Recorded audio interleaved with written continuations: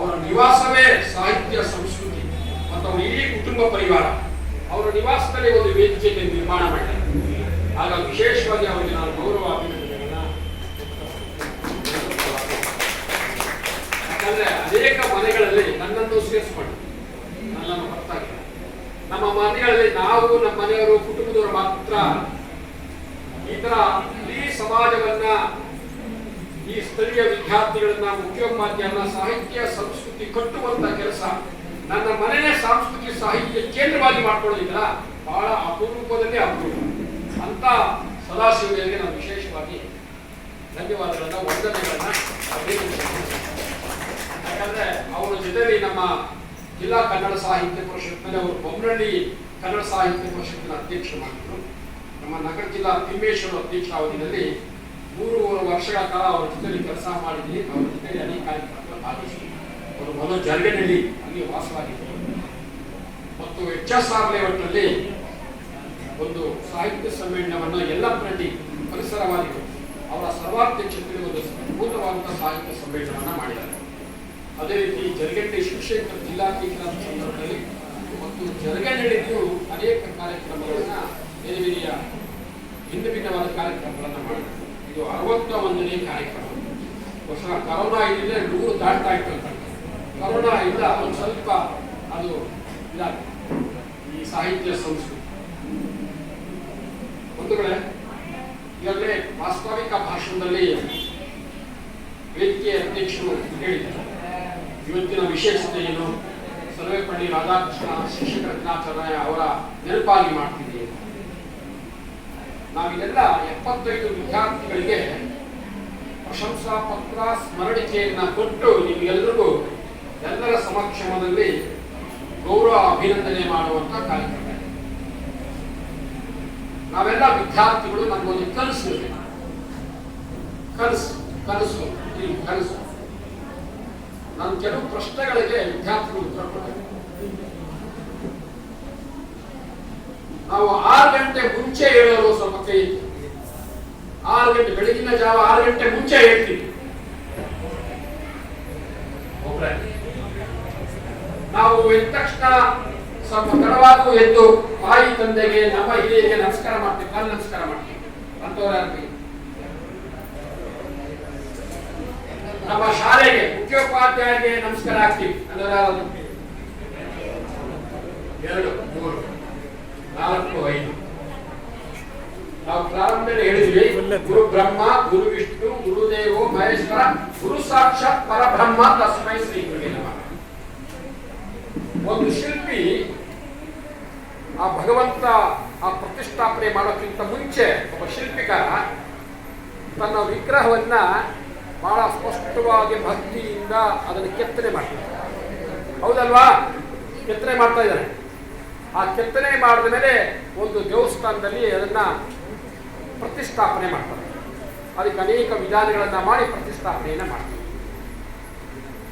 ಹಾಗೆ ನಮಗೆ ಶಿಕ್ಷಕರು, ಮುಖ್ಯೋಪಾಧ್ಯಾಯರು ನಮ್ಮ ಜೀವನದ ಬದುಕಿನ ಶಿಲ್ಪಿಗಳಾಗಿ ಮಾಡಲಿಕ್ಕೆ ನಮ್ಮ ಓರೊಬ್ಬರೆಗಳನ್ನ ಲೋಪಗಳನ್ನು ತಿದ್ದಿ ಅವರನ್ನ ನಮ್ಮ ವ್ಯಕ್ತಿ ನಿರ್ಮಾಣ ಕಾರ್ಯದಲ್ಲಿ, ರಾಷ್ಟ್ರ ನಿರ್ಮಾಣ ಕಾರ್ಯದಲ್ಲಿ ಶಿಕ್ಷಕರು ಮತ್ತು ಮುಖ್ಯೋಪಾಧ್ಯಾಯರು ಒಟ್ಟು ಶಿಕ್ಷಕರ ಸಮೂಹ ದೊಡ್ಡ ಪಾತ್ರವನ್ನ ಕೊಡ್ತಾರೆ. ಮತ್ತು ನನ್ನನ್ನು ಸೇರಿಸಿ ನಾನೇನಾದರೂ ಇವತ್ತು ವೇದಿಕೆ ಮುಂದೆ ನಿಮ್ಮ ಮುಂದೆ ಮಾತಾಡ್ತೀನಿ ಅಂದರೆ ನನಗೆ ಹೇಳಿಕೊಟ್ಟಂಥ ಶಿಕ್ಷಕರು, ಗುರುಗಳು, ಅವರು ನನಗೆ ಕಿವಿ ಹಿಂಡಿ, ಕೈ ಹೊಡೆದು, ಬಸ್ಕಿ ಹೊಡೆದು ಇವೆಲ್ಲ ಶಿಕ್ಷೆಗಳನ್ನು ಹಾಕ್ಕೊಡ್ತಾ ಇದ್ರು.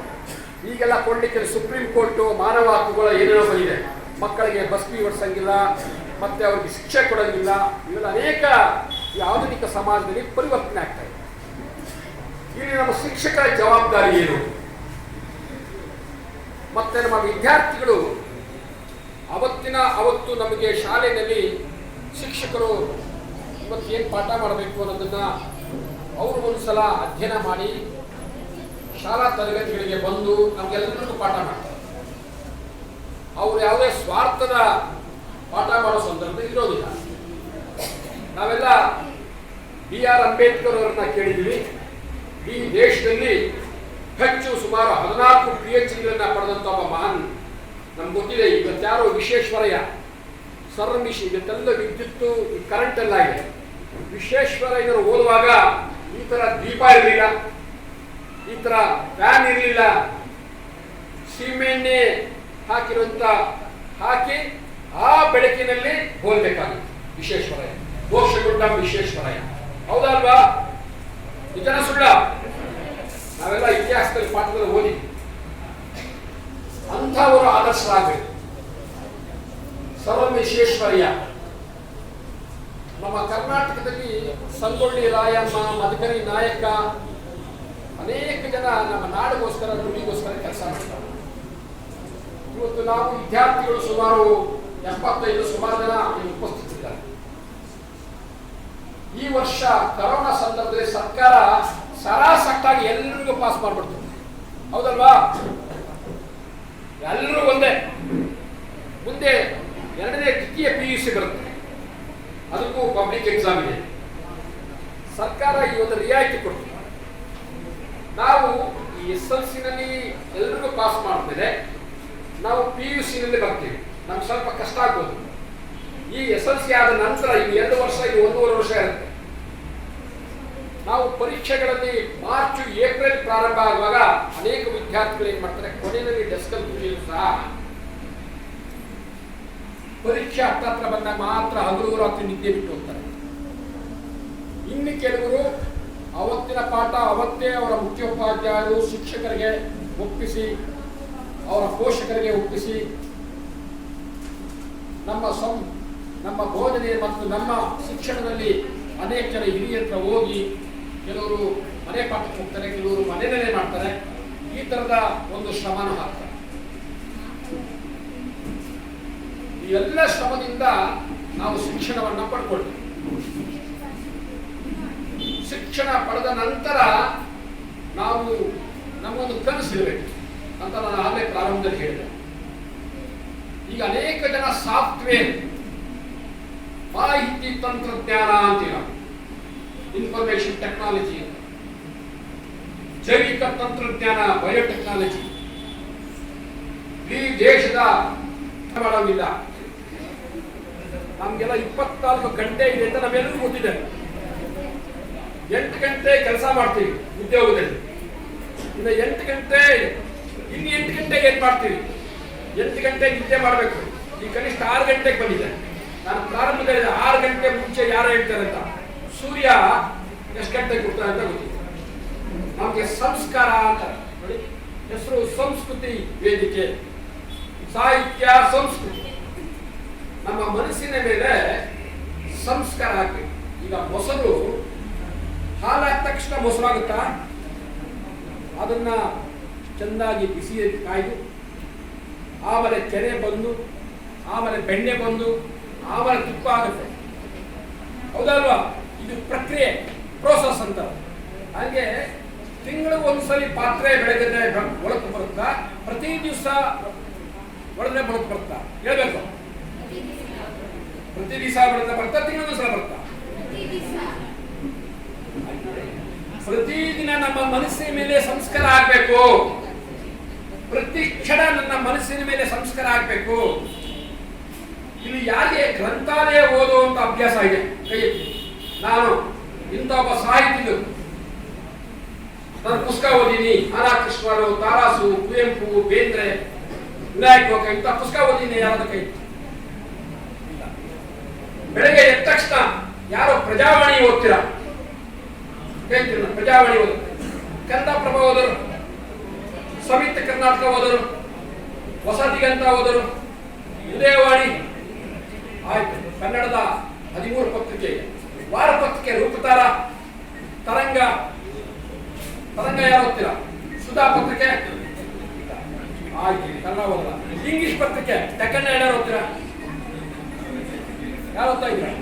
Hindu, Indian express. ಅಂದ್ರೆ ನಮ್ಗೆ ಓದುವ ಅಂತ ಚಟವನ್ನ ನಾವು ಬೆಳೆಸ್ಕೊಂಡಿಲ್ಲ. ನಮಗೆ ಓದುವಂತ ಹೆಂಗೆ ಮನುಷ್ಯನಿಗೆ ಹೊಟ್ಟೆ ಹಸಿವಾದ್ರೆ ಊಟ ಮಾಡ್ತೀವಿ ಅಲ್ವಾ? ಜ್ಞಾನದ ಹಸಿವಾಗಬೇಕು, ಇನ್ನ ತಿಳ್ಕೊಳ್ಬೇಕು. ನಾವೆಲ್ಲ ಜ್ಞಾನಿಗಳಾಗ್ಬೇಕು. ಜ್ಞಾನವನ್ನ ಯಾವ ವ್ಯಕ್ತಿಯೂ ಕಸ್ಕೊಳ್ಳಿಕ್ಕೆ ಸಾಧ್ಯ ಆಗೋದೇ ಇರುವಂತ ಏಕೈಕ ವಸ್ತು ಜ್ಞಾನ. ದುಡ್ಡಿದ್ರೆ ಕಿತ್ಕೊಳ್ತಾರೆ, ದುಡ್ಡುಗೋಸ್ಕರ ಏನೇನು ಮಾಡ್ತಾ ಇದ್ದಾರೆ ಸಮಾಜದಲ್ಲಿ ಅಂತ ಗೊತ್ತಿದೆ, ಯಾರನ್ನ ಏನ್ ಮಾಡ್ತಾರೆ ಹೊಡಿತಾರೆ, ಯಾರನ್ನ ಬಡಿತಾರೆ ಅಂತ ಗೊತ್ತಿದೆ. ಇನ್ನು ಪತ್ರಿಕೆ ಜ್ಞಾನ ಅನ್ನೋದಿಲ್ಲ, ಅದು ಯಾರನ್ನ ಕತ್ಕೊಳ್ಳಕ್ ಸಾಧ್ಯ ಆಗುತ್ತಾ? ಅದಕ್ಕೆ ನಾವೆಲ್ಲ ನಮ್ಮ ಪರಿಶ್ರಮ, ನಾವು ವಿದ್ಯಾರ್ಥಿ ಆಗಿದ್ದಾಗ ಪರೀಕ್ಷೆಗಳಿಗೆ IAS, IPS, IFS, IRS ಮಾಡಿದ್ರೆ ಅಸಿಸ್ಟೆಂಟ್ ಕಮಿಷನರ್ ಪ್ರಾರಂಭ ಆಗಿ ಚೀಫ್ ಕಮಿಷನರ್ ಆಗ್ತಾರೆ. ನಮ್ಮಲ್ಲಿ ಒಬ್ರು ನಾರಾಯಣ ಸ್ವಾಮಿ ಅಂತ ಈ ಕಮಿಷನರ್ ಆಗಿ ಪ್ರಿನ್ಸಿಪಲ್ ಕಮಿಷನರ್, ಅವರು ಗುಂಡ್ರಿಪೇಟೆಯಲ್ಲಿ ತನ್ನ ಗದ್ದೆಯಲ್ಲಿ ಅವರು ವಿಕಾಸ ಇಟ್ಕೊಂಡು ಗದ್ದೆ ಇದು ಮಾಡ್ತಾ ಇದ್ರು. ಇವತ್ತು ಅವರು IRS ಪಾಸ್ ಮಾಡಿ 78 ಪಾಸ್ ಮಾಡಿ ಅವರು ಇವತ್ತು ಕಮಿಷನರ್ ಅವರಿಗೆ 2.25 ಲಕ್ಷ ರೂಪಾಯಿ ಸಂಬಳ. ಎಷ್ಟು ವಿದ್ಯಾರ್ಥಿ? ನಿಮಗೆ ಸಂಬಳ ಜಾಸ್ತಿ ಬೇಕಾ ಕಮ್ಮಿ ಬೇಕಾ? ಯಾರಿಗೆ ಯಾವ ಆಸಕ್ತಿ ಇದೆ, ನಮ್ಮ ನಮಗೆ ಶಿಕ್ಷಕರು ಬೇಡ ಅಂತ ಇದ್ರು, ಯಾರೋ ಇಬ್ಬರ ಕೈ ಇದ್ರು, ಸಾಫ್ಟ್ವೇರ್ ಇಂಜಿನಿಯರ್ ಬೇಡ ಅಂತ ಇದ್ರು, ಇನ್ನೇನ್ ಕೆಲಸ ಮಾಡ ಕೂಲಿ ಕೆಲಸ ಮಾಡಕ್ ಹೋಗುತ್ತಾ? ಏನ್ ಮಾಡ್ಬೇಕು? ನಾವೆಲ್ಲ ನೂರಾರು ಜನ ಕೆಲಸ ಉದ್ಯೋಗ ಪುರುಷರಾಗಬೇಕು, ಉದ್ಯೋಗ ಪತಿಗಳಾಗಬೇಕು, ಕೈಗಾರಿಕೋದ್ಯಮಿಗಳಾಗಬೇಕು. ನಾವು ನೂರಾರು ಜನ ಕೆಲಸ ಮಾಡಬೇಕು ಅಲ್ವಾ? ಕೊಡ್ಬೇಕ ಬೇಡ? ಕೊಡಬೇಕಾದ್ರೆ ನಾವು ನಮಗೊಂದು ಕನಸಿರ್ಬೇಕು. ಹಾಗಾಗಿ ನಾನು ಯಾವ ಕ್ಷೇತ್ರದಲ್ಲಿ ಆಸಕ್ತಿ ಇದೆ, ಒಳ್ಳೆ ಉತ್ತಮ ಪತ್ರಕರ್ತನಾಗಬೇಕು, ಆ ಪತ್ರಿಕೆ ಅದಕ್ಕೆ ಪತ್ರಿಕೆ ಓದಬೇಕು. ಪುಸ್ತಕ ಸಂಸ್ಕೃತಿ ನಮಗೆ ಆಸೆ ಇದ್ರೆ ನಾವು ನಮ್ಮ ಜೀವನವನ್ನ ರೂಪಿಸ್ಕೊಳ್ಳೋದು ಬಹಳ ಕಷ್ಟದ ಕೆಲಸ. ಹಾಗಾಗಿ ವಿದ್ಯಾರ್ಥಿ ಬಂದರೆ ನಮ್ಮ ಜೀವನವನ್ನ ರೂಪಿಸುವಂತ ಶಿಕ್ಷಕರು ಮತ್ತು ಬೋಧಕರು ಒಂದು ಮಿತಿಯಲ್ಲಿ ಅವರು ನಮಗೆ ಪಾಠವನ್ನ ಹೇಳ್ಕೊಟ್ಟಂತ ಗುರುಗಳಿಗೆ ಅವರ ಹೆಸರು ತರಬೇಕು, ಆ ಶಾಲೆಯ ಹೆಸರು ತರಬೇಕಲ್ಲ. ಈಗ ರಾಷ್ಟ್ರ ಪ್ರಶಸ್ತಿ ಪುರಸ್ಕೃತ ವೇದಿಕೆಯಲ್ಲಿ ಪರಮೇಶ್ವರ್ ಇದೆ, ಅವರು 2006ನೇ ರಾಷ್ಟ್ರ ಪ್ರಶಸ್ತಿ ಪುರಸ್ಕೃತವನ್ನ ಪಡ್ಕೊಂಡಿದ್ದಾರೆ. ವಿಶೇಷವಾಗಿ ಅವ್ರಿಗೆ ಅಭಿನಂದಿಸಬೇಕು. ಯಾಕಂದ್ರೆ ರಾಷ್ಟ್ರ ಪ್ರಶಸ್ತಿ ಅಂದ್ರೆ ಈ ದೇಶದಿಂದ ಒಂದು ಬಹಳ ದೊಡ್ಡ ಆಯಾಮ ಆಯ್ಕೆ ಪ್ರಕ್ರಿಯೆ. ಈ ವರ್ಷವೂ ಆಗಿದೆ, ಸೆಪ್ಟೆಂಬರ್ 5ನೇ ತಾರೀಕು ಅನೌನ್ಸ್ ಮಾಡಿದ್ದಾರೆ. ರಾಜ್ಯ ಪ್ರಶಸ್ತಿ ಸರ್ಕಾರ ಕೊಡುತ್ತೆ, ದೇಶದಲ್ಲಿ ರಾಷ್ಟ್ರ ಪ್ರಶಸ್ತಿ. ಶಿಕ್ಷಕರು ಎಷ್ಟು ಶ್ರಮವನ್ನ ಶ್ರಮ ಸಾರ್ಥಕ ಆಗ್ಬೇಕಾದ್ರೆ ಇವತ್ತು ನಾವು ಏನು ಶಿಕ್ಷಕರ ದಿನಾಚರಣೆ ಮತ್ತು ಪ್ರತಿಭಾ ಪುರಸ್ಕಾರ ಅಂತ ನಾವು ಆಚರಣೆ ಮಾಡ್ತೀವಿ. ಈ ಸಂದರ್ಭದಲ್ಲಿ ನಮ್ಮ ಮನಸ್ಸಿನಲ್ಲಿ ಉಳಿಬೇಕಾದ್ರೆ ನಾವೇನಾದರೂ ಇವತ್ತಿನ ಕ್ಷಣದಿಂದ ನಾವು ಪರಿವರ್ತನೆ ಬದಲಾವಣೆ ಎಲ್ಲವನ್ನ ಯಾರು ಮಾತಾಡಬಾರ್ದು, ಪರಸ್ಪರ ಮಾತನಾಡಬಾರ್ದು. ನಾವು ಶಿಸ್ತನ್ನು ಕಲ್ತ್ಕೋಬೇಕು, ಪರಸ್ಪರ ಮಾತನಾಡಬಾರ್ದು. ಹಾಗಾಗಿ ನಾವು ಇಂಥ ವಿಷಯಗಳಿಗೆ ನಾವು ಗಮನವನ್ನು ಕೊಡಬೇಕು. ನಾಳೆಯಿಂದ 6 ಗಂಟೆ ಮುಂಚೆ ಹೇಳ್ತೀವಿ ಅನ್ನೋದು ಯಾರು ಮತ್ತೆ ಕೈ ಎತ್ಬೋದ? ಇದೆಲ್ಲ ಹೇಳಿದ್ಮೇಲೆ ನಾನು 6 ಗಂಟೆ ಮುಂಚೆ ಹೇಳ್ತೀವಿ. ಇಲ್ಲ ಯಾರು 1, 2, 3, 4, 5, 6 ಇನ್ನು ಉಳಿದವ್ರಿಗೆ ಇಷ್ಟ ಇಲ್ಲ 6 ಗಂಟೆ ಮೇಲೆ ಎಲ್ಲ 8 ಗಂಟೆವರೆಗೆ ಕೊಡ್ಕೊಳ್ಳೋದ? ನಿಮ್ಮ ತಾಯಿ ತಂದೆ ಹೇಳೋಕ್ಕಿಂತ ಮುಂಚೆ ನೀವು ಹೇಳಬೇಕು. ನೋಡಿ, ಈಗ ನಮಗೆ ವಿಶೇಷವಾಗಿ ಭಾರತೀಯ ಸಂಸ್ಕೃತಿ ಬಹಳ ವಿಶಿಷ್ಟವಾದ ಸಂಸ್ಕೃತಿ. ಹೆಣ್ಣು ಮಕ್ಕಳಿಗೆ ಸೋಲಿಗೆ ಬೆಳಿಗ್ಗೆ ಇದ್ದ ತಕ್ಷಣ ಏನ್ ಮಾಡ್ತೀವಿ? ಫಸಲಿಗೆ ನೀರು ಹಾಕ್ತೀವಿ, ರಂಗೋಲಿ ಹಾಕ್ತೀವಿ, ಎಲ್ಲ ಅದು ಭಾರತೀಯ ಸಂಸ್ಕೃತಿ ಮೊದಲಿಂದ ಬಂದಿದೆ ಅಲ್ವಾ? ಹಾಗೆ ನಾವು ತಾಯಿ ತಂದೆಗೆ ನಾವು ಸಹಾಯಕರಾಗಬೇಕಲ್ಲ.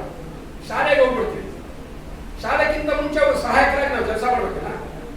ಶಾಲೆಯಿಂದ ಬಂದ ತಕ್ಷಣ ಮಟ್ಟ ಆಟ ಆಡಕ್ಕೆ ಹೋಗ್ತೀವಿ, ಆಟ ಆಡಿದ ನಂತರ ಮತ್ತೆ ಟ್ಯೂಷನ್ಗೆ ಹೋಗ್ತೀವಿ, ಇಲ್ಲ ಮನೆಯಲ್ಲಿ ಹೋಮ್ವರ್ಕ್ ಮಾಡಿ ಮತ್ತೆ ಸಹಾಯ ಮಾಡೋದು ಯಾವಾಗ? ಇದೆಲ್ಲ ಬದುಕಿನಲ್ಲಿ ಅಳವಡಿಸ್ಕೊಂಡಾಗ ನಾಳೆ ನೀವು ತಾಯಿ ತಂದೆ ಆದಾಗ ನಿಮ್ಮ ಈ ಪರಂಪರೆ ಮುಂದುವರಿಬೇಕು. ಆ ಪರಂಪರೆ ಮುಂದುವರಿಬೇಕಾದ್ರೆ ನಾವೆಲ್ಲ ಉತ್ತಮವಾದಂತಹ ಅಭ್ಯಾಸಗಳನ್ನ ನಡವಳಿಕೆಗಳನ್ನ ನಮ್ಮ ಜೀವನದಲ್ಲಿ ಅಳವಡಿಸ್ಕೊಳ್ಳಿಕ್ಕೆ ಪ್ರಯತ್ನ ಮಾಡಬೇಕು. ನಾಳೆಯಿಂದ ಯಾರು ನಮ್ಮ ಮನೆಗಳಲ್ಲಿ ಅಥವಾ ನಮ್ಮ ಮನೆಯಲ್ಲಿ ಕನ್ನಡ ಪತ್ರಿಕೆ ಹಾಕ್ತಾರೆ ಅಂಥವ್ರು ಓದೋ ಅಭ್ಯಾಸ ಮಾಡ್ಬೋದಾ?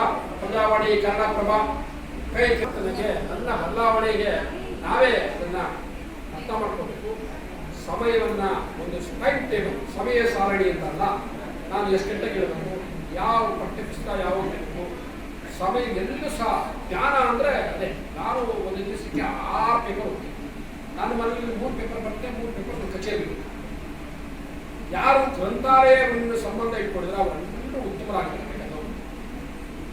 ನಮ್ಮ ಅಖಿಲ ಭಾರತ ಸಾಹಿತ್ಯ ಸುಮಾರು 88 ಅಖಿಲ ಭಾರತ ಸಾಹಿತ್ಯ ಸಮ್ಮೇಳನಗಳಿವೆ. ಅವರೆಲ್ಲರೂ ಗ್ರಂಥಾಲಯದಲ್ಲಿ ಬೆಳೆದಂಥ ಸಾಹಿತ್ಯ ಕ್ಷೇತ್ರದ ಹೆಜ್ಜೆಗಳು.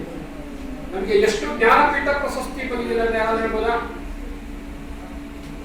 ಜ್ಞಾನಪೀಠ ಗೊತ್ತಿಲ್ಲ. ಕನ್ನಡ ಮಾಧ್ಯಮದಲ್ಲಿ ಹೋದ್ರೆ ಕೈ ಐತಿ. ಕನ್ನಡ ಮಾಧ್ಯಮದಲ್ಲಿ ಬಹುಶಃ ಅದಕ್ಕೊಂದು ವಿಶೇಷವಾದ ನಮಸ್ಕಾರ. ಕನ್ನಡ ಮಾಧ್ಯಮ ಆಂಗ್ಲ ಮಾಧ್ಯಮದಲ್ಲಿ ಓದ್ತಾ ಇದ್ದಾರೆ ಕೈ ಐತಿ. ಆಂಗ್ಲ ಮಾಧ್ಯಮ, ಇಂಗ್ಲಿಷ್ ಮೀಡಿಯಂ ಎತ್ತು ಏನು ತೊಂದರೆ ಇಲ್ಲ. ಬೇರೆ ಇಂಗ್ಲಿಷ್ ಮೀಡಿಯಂ ಯಾರು ಓದೋರು? ಇಂಗ್ಲಿಷ್ ಮೀಡಿಯಂ ಕನ್ನಡ ಒಂದು ಸಬ್ಜೆಕ್ಟ್ ಇರುತ್ತೆ. ಇಂಗ್ಲಿಷ್ ಮೀಡಿಯಂ ಕನ್ನಡ ಎರಡು. ಇಂಗ್ಲಿಷು ನಾವು ಜ್ಞಾನದ ವಿಕಾಸಕ್ಕೋಸ್ಕರ ಭಾಷೆ. ಇಂಗ್ಲಿಷ್ ಕಲೀರಿ, ಹಿಂದಿ ಕಲೀರಿ, ತೊಂದರೆ ಇಲ್ಲ. ಆದರೆ ನನ್ನ ಮಾತೃಭಾಷೆ ಇದೆಯಲ್ಲ ಕನ್ನಡ ಅನ್ನೋದು, ಕನ್ನಡಕ್ಕೆ 2350 ವರ್ಷಗಳ ಸುದೀರ್ಘವಾದ ಇತಿಹಾಸ ಇದೆ. ಗಂಗುಳಿ ಶಾಸನದಿಂದ ಅದರಿಂದ ಹಿಂದೆ ಹಿಡಿದು ಕನ್ನಡವನ್ನ ಲಿಪಿಗಳ ರಾಣಿ ಅಂತ ಹೇಳಿದರು. ಯಾರು ಅಂತ ಹೇಳ್ಬೋದಾ? ಯಾರು? ಕನ್ನಡ ಭಾಷೆಯನ್ನ ಲಿಪಿಗಳ ರಾಣಿ ಅಂತ ಹೇಳಿದ್ರು. ಯಾರು ಹೇಳಿದ್ರು? ಆಚಾರ್ಯ ವಿನೋಬ ಭಾವೆ. ಸ್ವಾತಂತ್ರ್ಯ ಸಂಗ್ರಾಮದಲ್ಲಿ ಅವರು ನಮ್ಮ ಕರ್ನಾಟಕದವರಲ್ಲ, ನಮ್ಮ ಕರ್ನಾಟಕ ಪ್ರದೇಶದವರಲ್ಲ. ಅವರು ಬಂಗಾಳಿಯರು. ಆದರೆ ಕನ್ನಡ ಅಷ್ಟು ಮುದ್ದಾದ ಅಕ್ಷರ. ಅಂಥ ಅಕ್ಷರದ ನೆಲದಲ್ಲಿ ನಾವೆಲ್ಲ ಇದ್ದೀವಿ. ಅದಕ್ಕೆ ಲಿಪಿಗಳ ರಾಣಿ ಅಂತ ವಿನೋಬ ಭಾವೆ ಕಾವಲ.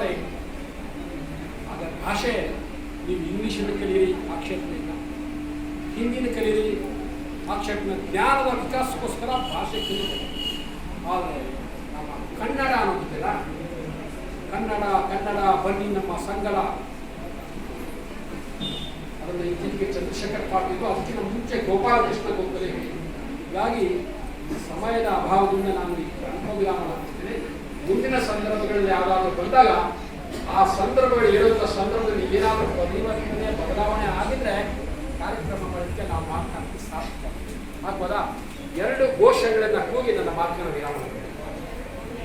ನಮಗೆ ಧಾರವಾಡದ ವಿದ್ಯಾವರ್ತಕ ಸಂಘದಲ್ಲಿ ರಾಹ ದೇಶಪಾಂಡೆ, ಅನೇಕ ಜನರು ಕರ್ನಾಟಕದ ಸಾಂಸ್ಕೃತಿಕ ಕೇಂದ್ರ ಧಾರವಾಡ, ನಮಗೆಲ್ಲ ಗೊತ್ತಿದೆ. ಬೇರೆ ಅವರು ಧಾರವಾಡ, ಅನೇಕ ಜನರು ಸಿರಿಗನ್ನಡಂ ಗೆಲ್ಗೆ ಸಿರಿಗನ್ನಡಂ ಬಾಳಿಗೆ ಅಂತ ನವೆಂಬರ್ನಲ್ಲಿ ಘೋಷಣೆ ಆಗ್ತೀವಲ್ಲ ನಾವು ಎಲ್ಲ ಶಾಲೆಗಳಲ್ಲಿ. ಅದನ್ನ ಹೇಳಿದ್ರೆ ರಾಹ ದೇಶ. ಸಿರಿಗನ್ನಡಂ ಗೆಲ್ಗೆ ಅಂದ್ರೆ ಸಿರಿಗನ್ನಡಂ ಬಾಳಿಗೆ. ಸಿರಿಗನ್ನಡಂ ಗೆಲ್ಗೆ ವಿದ್ಯಾರ್ಥಿಗಳು, ಸಿರಿಗನ್ನಡಂ ಗೆಲ್ಗೆ. ಕನ್ನಡ ಕನ್ನಡ ಅಂದ್ರೆ ಬನ್ನಿ ನಮ್ಮ ಸಂಗಡ. ಕನ್ನಡ ಕನ್ನಡ ಕನ್ನಡ ಕನ್ನಡ